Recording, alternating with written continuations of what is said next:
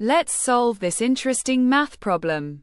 We need to find the smallest integer k such that k factorial is divisible by 5050.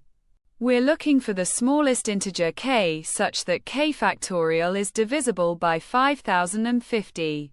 First, we need to factorize 5050 to understand its prime factors.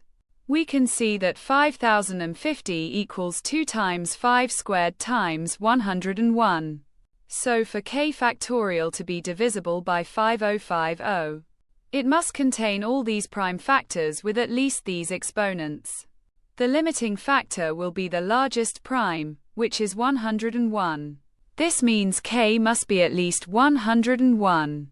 Let's verify that k equals 101 works. 101 factorial contains all the prime factors we need.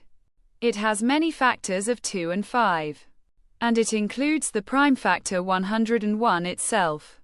But could a smaller k work? Let's check k equals 100. 100 factorial contains many factors of 2 and 5. But it doesn't include the prime factor 101.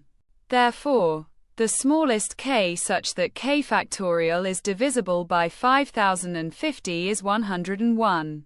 So the smallest integer k such that k factorial is divisible by 5050 is 101. Thank you for watching.